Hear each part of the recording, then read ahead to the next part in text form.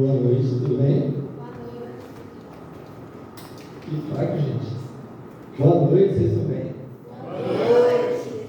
Vocês estão felizes? Sim. Vamos mais então, pessoal. Eu vou pedir então para a gente abrir as nossas Bíblias, sem mais delongas, em Números, capítulo 9, do versículo 15 até o 23, que a gente vai ler.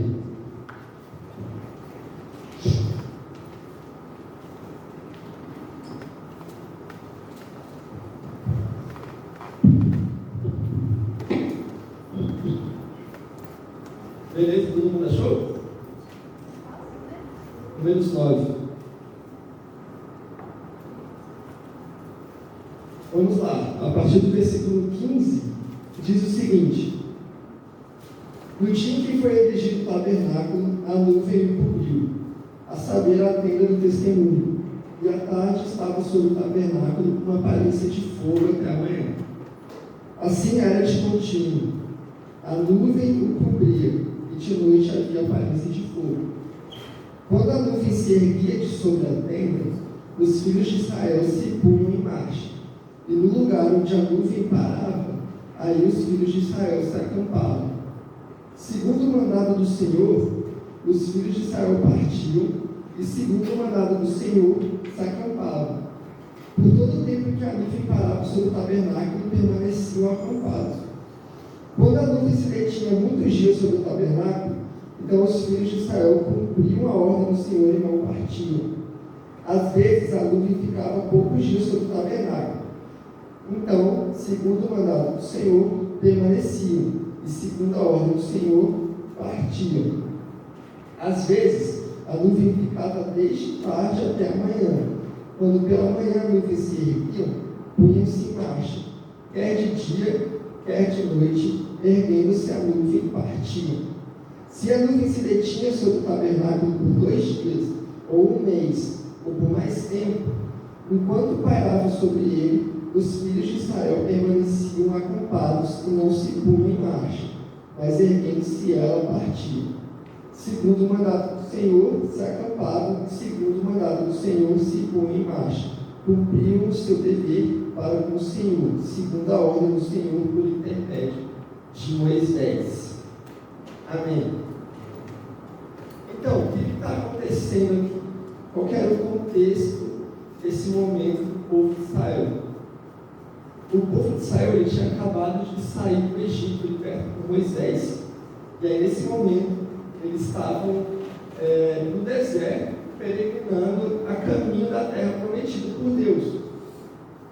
Só que acaba que, pelo fato de Israel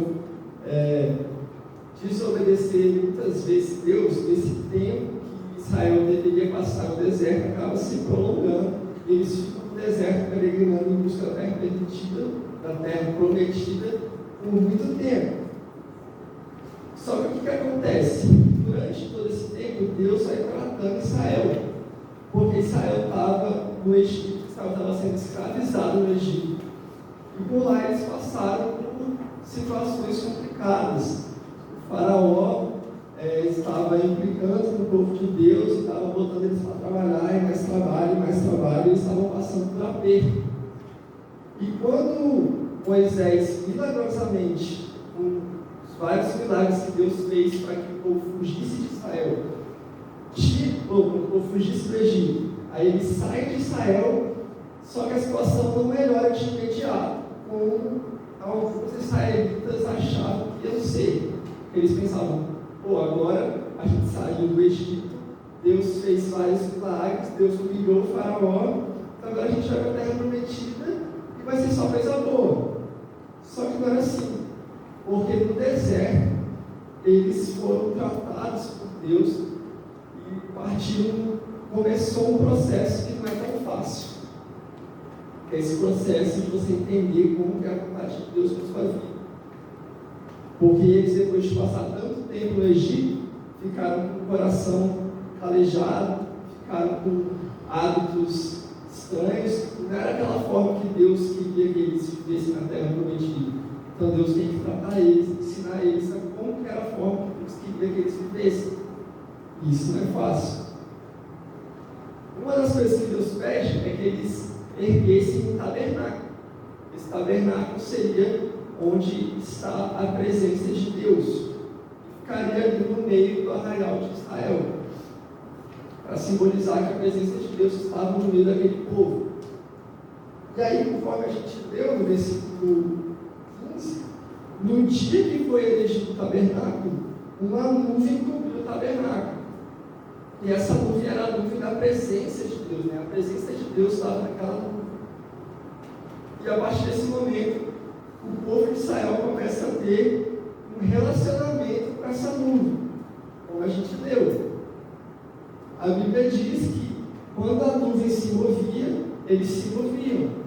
Se a nuvem fosse para o norte, eles iam para o norte. Se a nuvem fosse para o sul, eles iam para o sul. Se a nuvem ficasse parada, eles ficavam parados.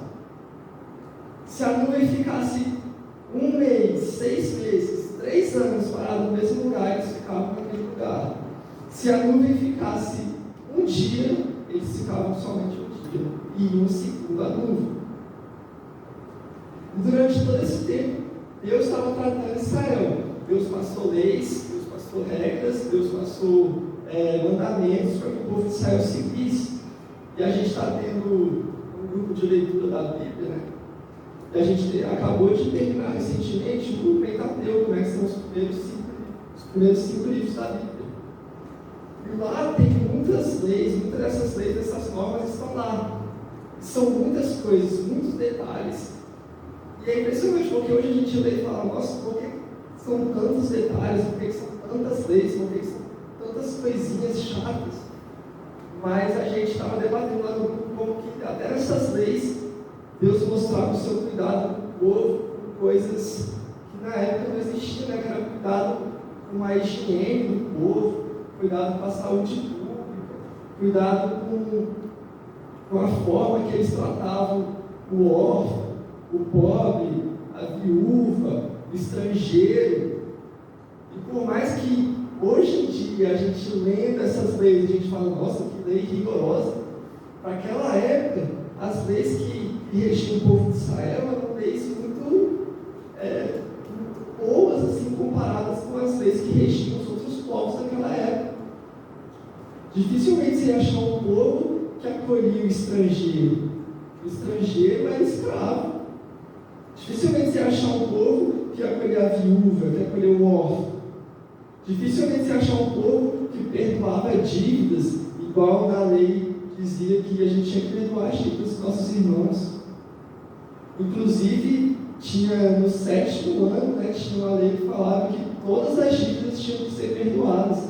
Então, independente do valor que fosse da dívida, de quantas pessoas estavam te devendo, no 7º ano todo mundo perdoava todas as dívidas que tinha. E isso não era uma parada para a gente se tornar malandro, né? Tipo assim, pô, vou pedir um dinheiro aqui emprestado para o Gabriel, porque amanhã já vai dar o 7º ano, ele vai ter que me perdoar de qualquer jeito. Não, era uma lei para ir incentivando, para ir aos poucos mudando o coração do povo para pensar no próximo. O que a gente leu, né, o que a gente lê nesses primeiros 5 livros da Bíblia, é justamente Deus falando, assim como vocês foram escravos no Egito, essas pessoas também estão sofrendo. Então você tem que ter empatia, você tem que ter compaixão, você tem que ter misericórdia. Isso aos poucos estava sendo trabalhado no povo de Israel. Só que o fato é que hoje, diferente do versículo que a gente deu, a gente não tem essa nuvem para saber para onde Deus está se movendo. E a gente não sabe se isso é bom ou se isso é ruim. Porque talvez se tivesse uma nuvem física, né, que a gente pudesse enxergar e ver a missão, e pô, aquela nuvem é a presença de Deus. Talvez fosse mais fácil da gente tomar algumas decisões, né? Talvez a gente olhando a nuvem, vendo a nuvem do outro lado, a gente fala, pô, é só seguir a nuvem. Ao mesmo tempo, às vezes eu penso, cara, o que será que esse povo já passou por causa dessa nuvem na presença de Deus? Não é mais um povo que estava com o coração tão machucado que nem era o povo de Israel. Imagina se eles chegam numa terra que a terra é fértil, que o tempo é fresquinho, que é um ótimo lugar para criar o gado e tudo mais. Eles falam, nossa, chegamos numa terra boa. E aí a nuvem ela vai embora. Aí eles, putz, Deus, esse lugar era tão bom, por que você está se movendo? E quem sabe talvez não tenha acontecido o contrário. Eles terem chegado numa terra ruim, uma terra que era um calor muito forte, que não dava para plantar, não dava para fazer nada.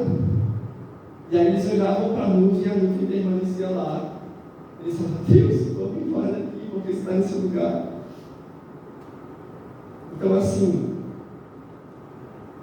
para o bem ou para o mal, hoje nós não temos essa nuvem para sabermos qual é a vontade de Deus e para nós seguirmos, para nós vermos para onde Deus está indo. Então, como que a gente pode discernir qual é a vontade de Deus? Como que a gente pode se relacionar com Deus hoje, já que a gente não pode mais ver a nuvem que nem o povo de Israel estava vendo naquela época? E aí nisso eu separei 4 pontos. São 4 pontos que ensinam para a gente como se relacionar com Deus hoje. Inclusive até para saber qual é a vontade de Deus para nossas vidas, para Deus tratar o nosso coração que nem Ele estava tratando o povo de Israel. E aqui eu não vou falar nada extraordinário, não vou falar nada inovador, eu vou trazer os pontos mais básicos de como se relacionar com Deus, mas porque eu acredito que justamente nesses pontos básicos que a gente fala, e justamente nesses pontos básicos que estão os princípios e os segredos para ter um bom relacionamento com Deus. Então, o primeiro é a leitura da palavra. Poderia ser diferente. Aí eu vou pedir para a gente ler rapidinho os Salmos 119, versículo 9 ao 11. Vou ler aqui rapidinho. Que diz o seguinte: de que maneira poderá o jovem guardar o seu caminho? Observando segundo a tua palavra. De todo o coração te busquei, não me deixes fugir aos teus mandamentos. Guarda no coração as tuas palavras, para não pecar contra ti. Então, através da palavra de Deus, nós conseguimos discernir qual é a vontade de Deus para a nossa vida e nós passamos a nos relacionar com Deus. É claro que na palavra de Deus não vai ter todos os detalhes da nossa vida. Por exemplo, você não vai achar na palavra de Deus qual curso que você deve cursar. Você não vai achar na palavra de Deus qual emprego você deve aceitar ou não, nem com quem você deve se casar. Mas, obviamente, na palavra de Deus, vai ser trago para a gente todos os pilares, os princípios e os valores para que a gente possa tomar as decisões da nossa vida. Então, como que a gente pode ser um cristão nesse mundo, que se relaciona com Deus, que é íntimo de Deus, que chega nos lugares e faz a diferença, se a gente não tem o hábito de ler a palavra de Deus, que é o verbo que se fez carne, né? Tudo que Jesus viveu aqui estava baseado na palavra de Deus. A gente está fazendo agora, como eu já mencionei, o grupo de leitura da Bíblia. Nós vamos ler a Bíblia em 6 meses. Nós terminamos o primeiro mês ontem.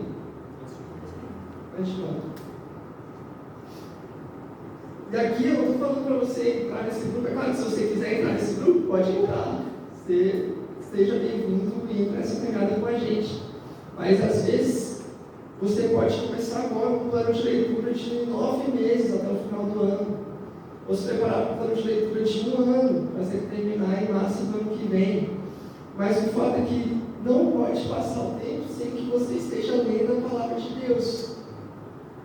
Porque muitas vezes nós queremos ser luz, nós queremos ser sal, nós queremos fazer missão, nós queremos ser usados na igreja, mas nós não temos vontade de ler a palavra de Deus e realmente entender, deixar que a palavra de Deus entre no nosso coração, que nós sejamos moldados segundo a palavra dele, não segundo a nossa vontade. É muito fácil eu querer fazer missão do meu jeito.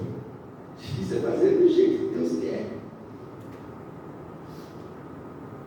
Então esse é o primeiro ponto, a leitura da palavra de Deus, para a gente criar esse hábito de ler, estudar e meditar sobre as Escrituras.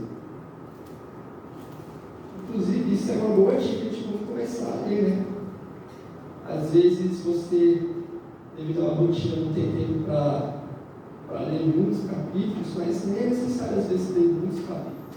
Você pode ler um capítulo por dia, mas que seja bem lido, né? Você leia, você reflita, você estude aqueles versículos, você pense de uma lição prática, aquele versículo que você possa botar na sua vida logo. O que eu aprendi com esse texto? O que os personagens desse texto estão fazendo de certo, de errado? O que Jesus está falando que eu posso trazer para a minha vida hoje? São coisas básicas que você transforma totalmente a sua leitura de ali só por obrigação e para nossa, realmente fiz aqui uma devocional, li a palavra de Deus, estudei ela. Isso é muito importante. Agora, o segundo ponto é a oração. Claro, se tem a palavra de Deus, tem a oração. E aqui eu vou ler rapidinho para a gente, Mateus 6, versículos 5 ao 8. Um momentinho. Estou lembrando um pouco, tá?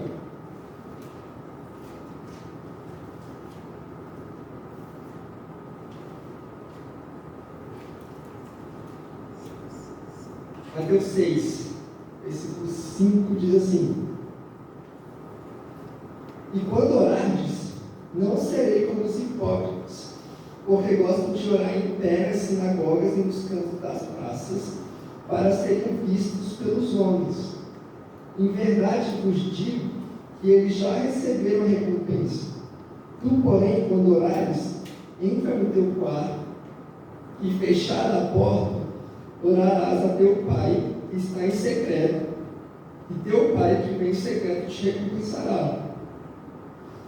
E orando, não os deixe vãs repetições como os gentios, porque presumem que pelo seu muito falar serão ouvidos. Não vos assemelheis, pois, a eles, porque Deus, o vosso Pai, sabe o de que tendes necessidades antes que lhes peça. Então, o segundo ponto é a oração. Então, muitas vezes a gente pensa, né? Eu pelo menos já pensei isso. Como que eu oro? O que eu falo com Deus na minha oração? E aqui, nesse versículo que a gente leu, ele já dá algumas dicas de como orar. Porque ele fala, primeiramente, não ore como os hipócritas, né?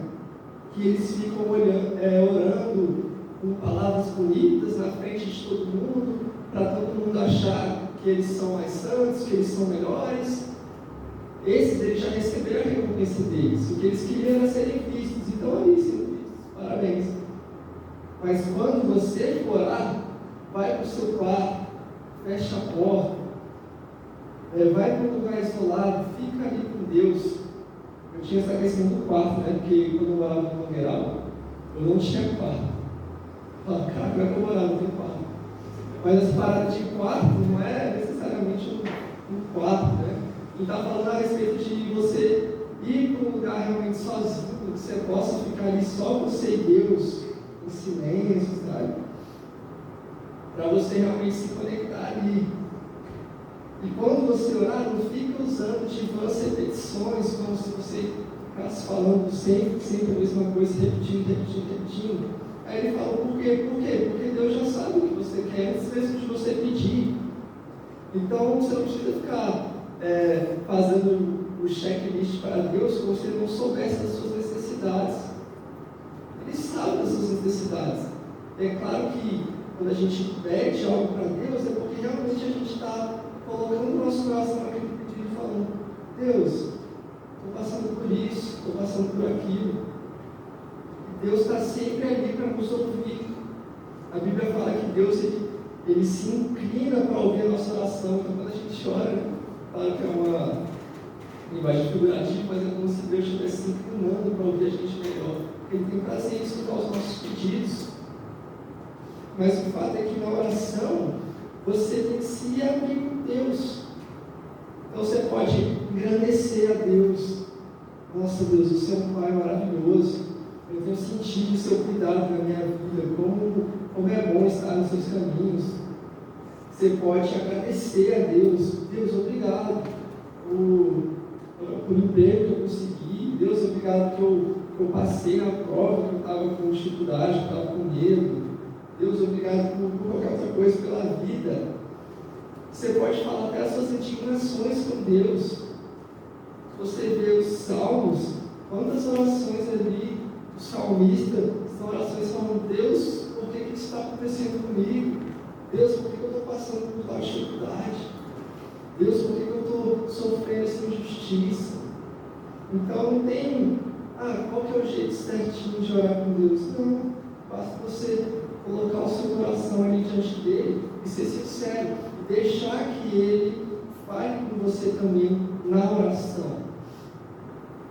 Quantas vezes eu já fui orar para Deus falando: Deus, que injustiça é essa que eu sofri?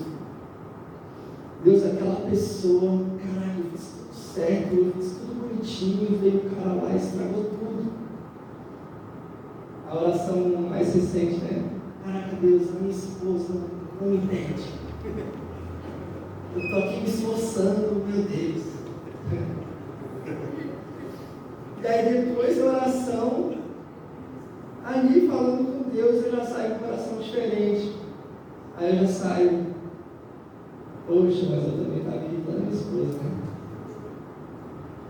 Poxa, mas aquela pessoa, ela nem fez por mal, por que eu estou bravo com ela? Ela fez sem querer. Talvez seja o caso de eu ensinar a ela como é que faz. Então, ali na oração, quando você é sincero com Deus, você realmente se abre diante dele, ele já começa a trabalhar com você, e você já muda enquanto você ora. Isso é lindo, porque isso acontece tanto na oração, tanto quando você lê a palavra de Deus.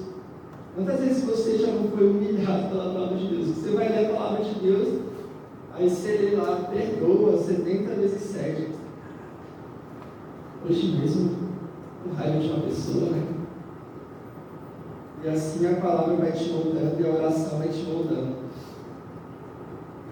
O terceiro ponto, vamos ler ainda em Mateus 6, só que do versículo 16 ao 18, que é o jejum, que diz o seguinte: quando jejuardes, não vos mostreis contrispados como os hipócritas, porque desfiguram o rosto com o fim de parecer aos homens que jejuam.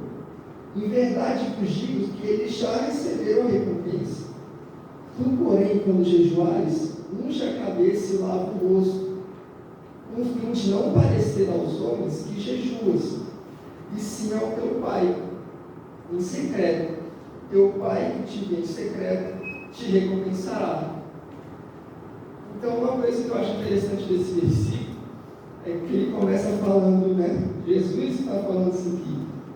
Ele começa falando: quando jejuardes. Então, ele não está falando se você jejuar, ou então se acontecer uma parada e você tiver que jejuar, sei lá o quê. Não, está falando quando jejuardes. Então, dá a entender, não sei se vocês estão falando comigo, que era a expectativa dele que os discípulos dele iriam jejuar.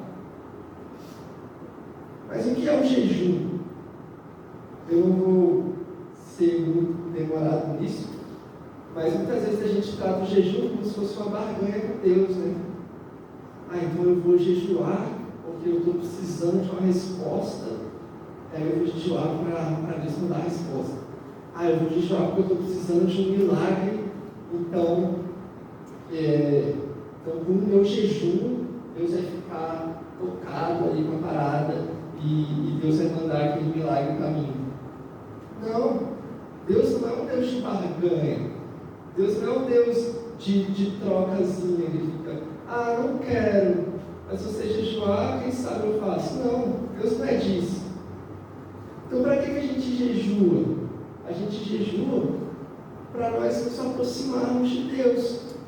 Justamente porque quando a gente se abstém do alimento físico, a gente está enfraquecendo a nossa carne, está fortalecendo o nosso espírito.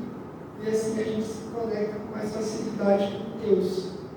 Por isso que o jejum, ele nunca é acompanhado sozinho. Quando você estiver jejuando, é bom que você separe um tempo ali para você orar, para você ler a palavra de Deus. Você separa um tempo que você estaria comendo, no café da manhã, no almoço, ou na janta.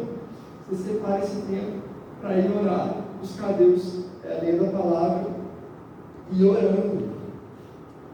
E outra coisa engraçada que eu acho sobre o jejum é que, assim, eu não sou um cara de longo tempo de igreja, mas pelo pouco tempo que eu tenho, eu já percebi que existe uma parada tipo assim, não vamos falar de jejum. Não vou falar que eu jejuo porque vou estar sendo desumilde. Eu não posso ser que nem esses caras aqui do versículo hipócrita de ficar falando que eu estou jejuando. Mas veja, o versículo não fala a respeito de não falar que você está jejuando. Ele fala a respeito dos hipócritas que desfiguram o rosto, que ele fala, não te parecer que está jejuando. Então ele está falando a respeito daquelas pessoas que ficam, meu Deus, eu estou fraco hoje, eu estou jejuando, nossa, como eu estou sofrendo e tal. Essas pessoas, como diz o versículo, já tiveram a recompensa delas, que era aparecer. Mas, obviamente, tem que se falar de jejum. Quando Jesus foi para o deserto e jejuou 40 dias, ele foi sozinho. Então, como é que a gente sabe que ele jejuou no deserto 40 dias? Obviamente, porque ele deve ter contado com os seus discípulos. Quantas vezes Paulo, nas cartas dele, fala que já passou por situações de jejum, já ficou em jejum em prol de alguma coisa. Então, o jejum tem que ser comentado. Até porque, se ninguém não conhece nenhuma pessoa que jejua, como é que você vai se estimular a jejuar? Como é que você vai se aprofundar na prática do jejum? Eu estava querendo me aprofundar nessa prática do jejum em 2022. E aí eu falei, meu Deus, como é que eu faço isso e tal? Porque eu não conhecia ninguém que jejuava. E aí eu, estudando, li uma parada lá a respeito dos discípulos de John Wesley. E eles falavam que John Wesley, para você ser discípulo de John Wesley, você tinha que jejuar 2 vezes por semana. Essa era uma das regras.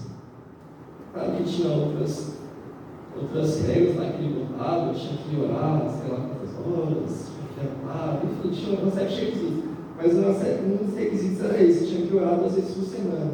Aí já que eu não tinha padrão nenhum, eu falei, essa vai ser minha regra, eu vou jejuar 2 vezes por semana. E aí, desde 2022 até hoje, eu mantive esse escrito de jejuar 2 vezes por semana. Por isso que eu estou tão magrinho.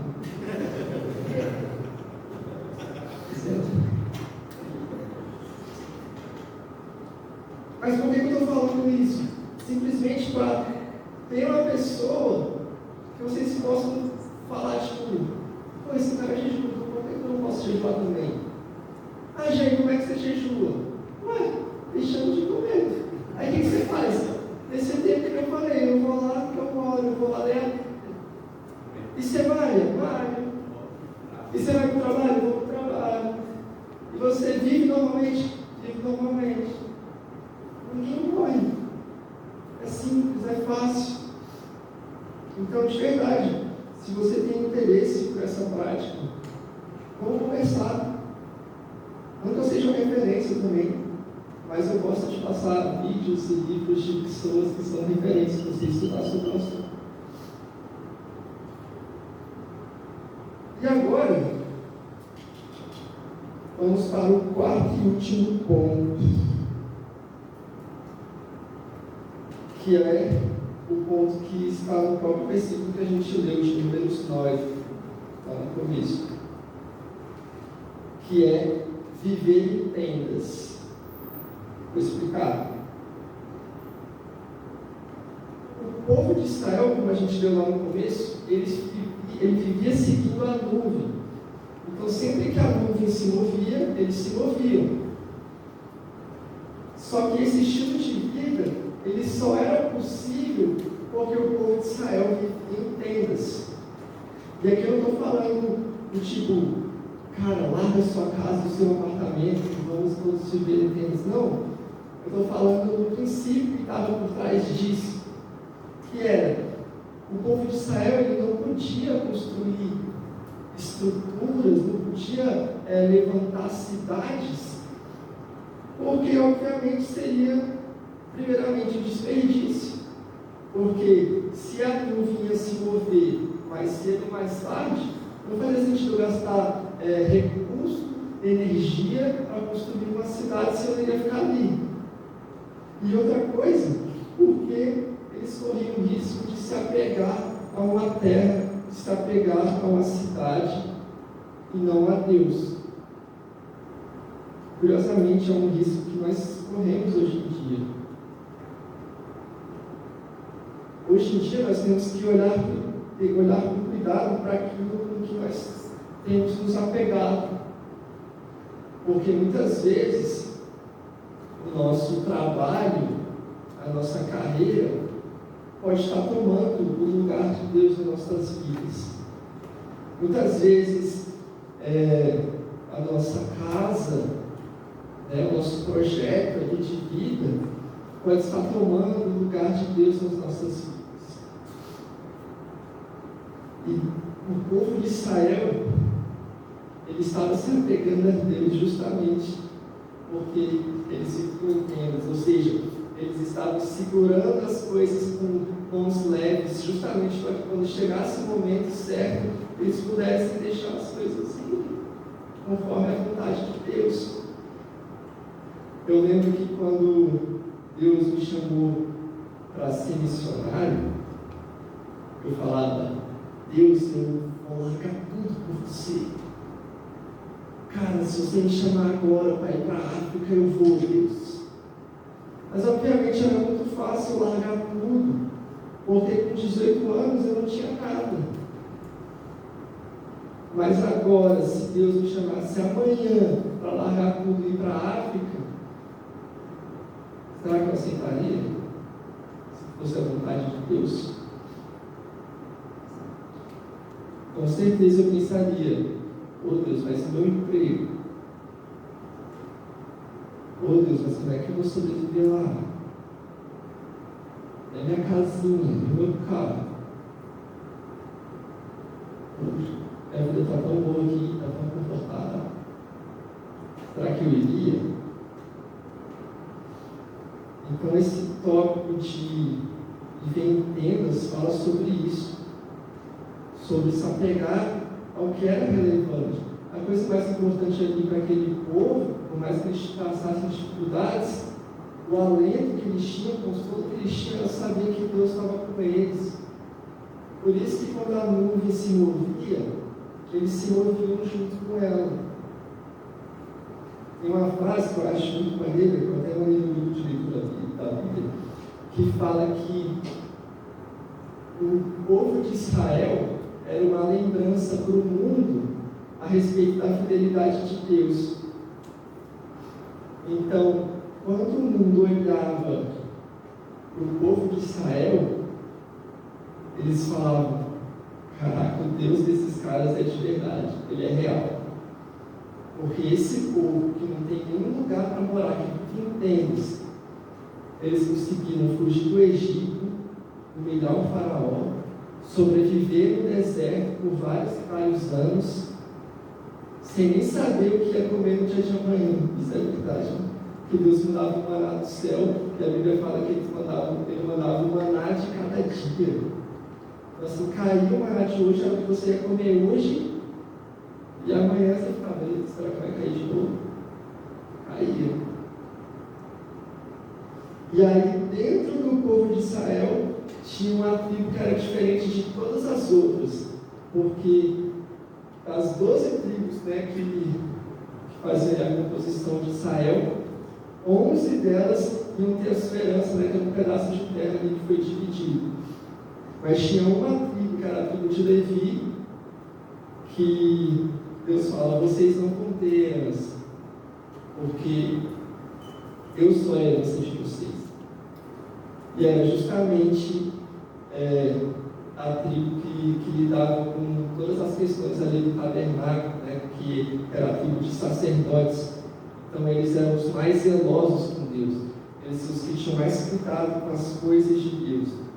Eles foram o que, quando todo Israel estava adorando o bezerro de ouro, eles foram os únicos que não adoraram. E aí Deus falou, vocês não vão ter terra como herança, porque eu vou ser a herança de vocês. Hoje parece lindo, né, falar isso, mas imagina, nós estamos aqui, aí tipo, pô, cada um vai ter uma terra, aí chega Henrique, que lindo, cara, eu sou a herança de vocês, eu não vai ter terra. Aí você, poxa Deus, que legal, que bênção. Mas era uma lembrança, né? A frase completa, né, que eu falei que o povo de Israel era uma lembrança para o mundo da fidelidade de Deus. E a tribo de Levi era uma lembrança para Israel da fidelidade de Deus. Então Deus colocou uma das tribos ali para que o próprio povo de Israel se lembrasse que ele era fiel. Porque a tribo de Levi não tinha terra, não tinha, né, nada, porque a terra, até hoje, né, é um dente que falou. Mas nunca faltou nada para eles, porque eles tinham a Deus. Amém? Amém.